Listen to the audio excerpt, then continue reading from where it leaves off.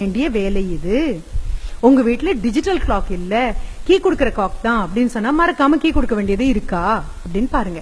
படுத்த படுக்கையை எடுத்து மடிச்சு வைக்க வேண்டியது என்னுடைய வேலை. அப்பா எழுந்திருச்சு போனாலும் அவருடைய போர்வையை மடிச்சு வைக்க வேண்டியது என்னுடைய வேலை. அப்பாவுடைய வண்டியை தினமும் தொடச்சு வைக்க வேண்டியது என்னுடைய வேலை. சைக்கிள் கிராமத்துல இருக்கும், தண்ணி இல்ல, சைக்கிள்ல ஒரு ரப்பர் வார போட்டு 2 பக்கமும் குடம் கட்டி தண்ணி எடுத்துட்டு தினமும் கொண்டு வர வேண்டியது என்னுடைய வேலை. காலையில எழுந்திருச்சு அம்மாவுக்கு வெங்காயம் உரிச்சு கொடுக்க வேண்டியது என்னுடைய வேலை. அம்மாவுக்கு கொஞ்சம் உடம்பு சரியில்லை, அம்மாவால ரொம்ப நேரம் நிக்க முடியாது, அதனால காலையில எழுந்து காப்பி போட்டு கொடுத்து எல்லாருக்கும் கொண்டு போய் கொடுக்கறது என்னுடைய வேலை. துணி அம்மா தோச்சிட்டாங்கன்னா மறக்காம அதை காயப்படுறது என்னுடைய வேலை. காஞ்ச துணியை எடுத்து மடிச்சு வைக்கிறது என்னுடைய வேலை. வீட்டுல உங்களுக்குன்னு ஏதாவது வேலை உங்க தாய் தகப்பன் கொடுத்திருக்காங்களான்னு யோசிச்சு பாரு. கொடுக்கலன்னா கேட்டு நீ வாங்கியிருக்கியான்னு பாரு.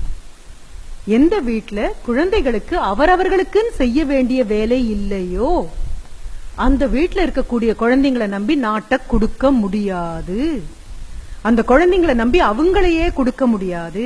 20 நாட்கள் உங்களை இங்க அனுப்பியிருக்காங்க அப்படின்னு சொன்னா உங்க உடைமைகளை காப்பாத்திக்க வேண்டிய பொறுப்பு உங்களுக்கு இருக்கு. காலையில 5:30 மணிக்கு எழுந்திருக்க வேண்டிய பொறுப்பு உங்களுக்கு இருக்கு. உங்களுடைய உடைகளை சுத்தமா வைக்க வேண்டிய பொறுப்பு உங்களுக்கு இருக்கு. நீங்க இருக்க வேண்டிய இடத்தை சுத்தமா வைக்க வேண்டிய பொறுப்பு உங்களுக்கு இருக்கு. ஆனா வீட்டுக்கு போன அடுத்த நிமிஷம் துண்டு அம்மாவை கொண்டு வந்து தரணும், போட்டிருக்கக்கூடிய சாக்ஸ் அம்மா கொண்டு வந்து தரணும், பேக காணணும் அம்மா கொண்டு வந்து தரணும், தூக்கி வீசின டைய அம்மா கொண்டு வந்து தரணும் அப்படின்னு நினைச்சோம் அப்படின்னா இந்த 20 நாளும் நம்ம பயின்று கொண்டு போகக்கூடியது it is only cosmetic and it is not deep அப்படின்னு அர்த்தம். முக அலங்காரம் மாதிரி ஒரு முகத்துல இருக்கக்கூடிய களைப்ப போக்குற அலங்காரமாக அது இருக்கலாமே தவிர அக அலங்காரமாக அது மாறணும் அப்படின்னா வீட்டுக்கு போன உடனே இதுவரைக்கும் உங்களுக்கு ஒர்க் இருக்கா, ஹேட்ஸ் ஆஃப்.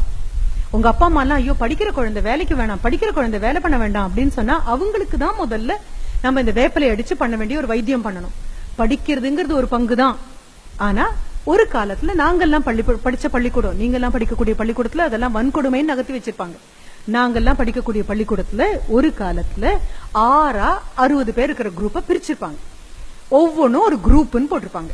ஒரு குரூப் என்ன பண்ணும், பிளாக் போர்டை கிளீன் பண்ணி அன்னன்னைக்கு தேதி எழுதி யாரெல்லாம் ஆப்சென்ட் எத்தனை, பிரசன்ட் எத்தனை, எந்த டீச்சருடைய கிளாஸ் இது, டைம் டேபிள் என்ன, எல்லாம் போர்ட்ல எழுதி வைக்கக்கூடிய ஒரு குரூப் இருக்கும். ரெண்டாவது ஒரு குரூப் என்ன பண்ணும், நல்லா தேய்ச்சி தொலைக்கி வச்சிருக்கக்கூடிய ஒரு பெரிய ட்ரம்மை தூக்கிட்டு போய் தண்ணியை பிடிச்சு கொண்டு வந்து வைக்கிறதாக இருக்கும்.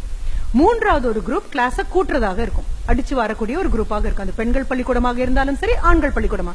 நான்காவது ஒண்ணு அந்த டெஸ்க் எல்லாம் இழுத்து போடுறதாக இருக்கும். அஞ்சாவது அள்ளி போட்ட குப்பையை கொண்டு போய் கொட்டுறதாக இருக்கும். ஆறாவது இருக்கிற குரூப் ஜெனரல் டிசிப்ளினாக இருக்கும். அந்த 6 குரூப்ல இருக்கக்கூடிய உங்க பேரும் எழுதியிருக்கும், அட்டவணையும் போட்டிருக்கும். அடுத்த வாரம் அதுக்குள்ள போகும். உங்க எல்லாருக்கும் ஒரு சீமாரை பிடிச்சு வீடு கூட்ட தெரியுமான்னு எனக்கு தெரியாது, கூட்ட சொல்வாங்களா அப்படின்னு தெரியாது. இந்த மாதிரி அடிப்படையான சின்ன சின்ன வேலைகள் கூட, ஒரு சட்டையை எப்படி மடிக்கிறதுன்னு தெரியாது, ஒரு ஷூலேஸை எப்படி கட்டுறதுன்னு தெரியாது, கால் சிறப்பை எங்க விடணும்னு தெரியாது. ஒவ்வொன்னு இது ஒன்னும் தெரியாம வரக்கூடிய படிப்புக்கு எப்படி படிப்புன்னு பேர் வந்ததுன்னு எனக்கு தெரியாது. இதெல்லாம் இருந்தா மட்டும்தான், படிஞ்சா மட்டும்தான் அதுக்கு பேர் படிப்பு. If you cannot be self reliant, உங்களை சார்ந்து உங்களால் இருக்க முடியவில்லை என்றால் உங்கள் குடும்பம் உங்களை சார்ந்து இருக்க முடியாது. இப்ப திரும்பி போறீங்க, 13 வயசுல இருந்து 18 வயசு போதுமான வயசு ஆயிடுச்சு. இனி நாம உட்காந்து அம்மா தண்ணி கொண்டு வந்து வைக்கணுங்கிற வேலையை விட்டுடுங்க. You are going to become self reliant. எல்லாரும் சாப்பிட உட்கார்ந்தாங்கன்னா தண்ணி பரிமாற வேண்டிய வேலை என்னுடையது அப்படின்னு ஞாபகம் வச்சுக்கோங்க. ரைட்? அம்மா உட்காரும் போது நான் யாருக்காவது பரிமாறட்டுமாமா அப்படின்னு கேளுங்க. ஆம்பளைங்க பரிமாறின மாதிரி இருக்காதா? அம்மா அப்படி நீ ஆம்பளடா, வேண்டாம் இந்த வேலையெல்லாம் செய்யாதேன்னு ஏதாவது ஒரு அம்மா உங்களுக்கு தவறாத போதனை கொடுத்தாங்கன்னா அம்மா கிட்ட சொல்லுங்க, அம்மா நான் மனிதனா வாழணும்னு ஆசைப்படுறேன், இந்த 20 நாட்களும் மனிதர்களாக எங்களை மாற்றி அனுப்பிச்சிருக்காங்க, தயவு செஞ்சு எந்த வேலையும் கொடுக்காம என்ன அந்த பக்கம் தள்ளிடாதீங்க அப்படின்னு அம்மாட்ட சொல்லிட்டு இன்னில இருந்து நான் ஹெல்ப் பண்றேன். அப்பாவுடைய ஷூக்கு பாலிஷ் போடலாம், அப்பாவுடைய சட்டையை அயர்ன் பண்ணலாம், அப்பா வண்டியை தொடச்சு வைக்கலாம். அப்பா எப்பவுமே சென்டர் ஸ்டாண்ட் போடுற அப்பா இப்ப வர வர சைட் ஸ்டாண்ட்ல வண்டியை நிறுத்திட்டு வராரு அப்படின்னா உங்களுக்கு அது புரியணும். குழந்தையா பிறக்கும் போது பிறக்கிற வரைக்கும் பொண்ணா ஆனான்னு கேட்பாங்க, பிறந்ததுக்கு அப்புறம் பொண்ணா ஆனான்னு கேட்க மாட்டாங்க, மகனா மகளான்னு கேட்பாங்க. கையில ஒரு பெண் குழந்தைய வச்சுட்டு அம்மா நிக்கிறாங்க அப்படின்னா இது ஒரு 18 வயசு ஆகும்போது எனக்கு ஒரு 40 வயசு ஆயிடும். கை வலிக்கும், கால் வலிக்கும், முதுகு வலிக்கும். என் குழந்தை நான் உட்காந்தேன்னா ஓடி போய் அம்மா ஒரு டம்ளர் தண்ணி குடுக்கட்டுமாமா அப்படின்னு கேட்பான் அப்படின்னு அம்மாவும் அப்பாவும் நம்புவாங்க. வேணும்னு அவங்க கேட்டது கிடையாது. நதி ஒரு போக்குல தான் போகும். அவங்க உங்க கடமைகள் எல்லாம் உங்களுக்கு செஞ்சுட்டு போவாங்க, திரும்பி வந்து நீங்க செய்யணும்னு எதிர்பார்க்கல. எதிர்பார்க்காம இருக்கிறது அவங்களுக்கு எவ்வளவு மரியாதையோ அவ்வளவு மரியாதை அவங்க கேட்காமையே செய்ய வேண்டிய கடமையை நீங்க உணர்றது.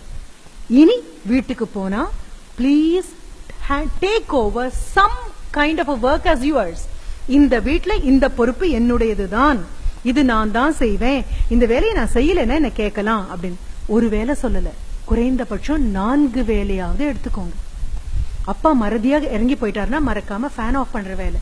பெரும்பாலும் அப்பா வந்து ஆஃப் பண்ணிட்டு 4 வார்த்தை கடிஞ்சும் சொல்லிட்டு போவார், எவன் எலக்ட்ரிசிட்டி பில் கட்டுறது அப்படின்னு. அப்ப கூட கிண்டலா காலாட்டிட்டு ஐபிஎல் பாக்குற அளவுக்கு தான் நமக்கெல்லாம் நேர்மை இருக்கே தவிர அப்பா முதுகு வணங்கி அங்க உழைக்கிறது அப்படின்னு.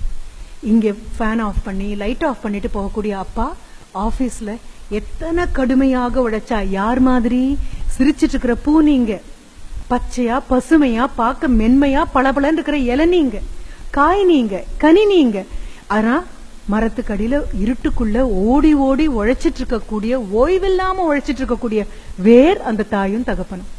வீட்டுக்கு போன உடனே 2வது விழுமியம் என்ன?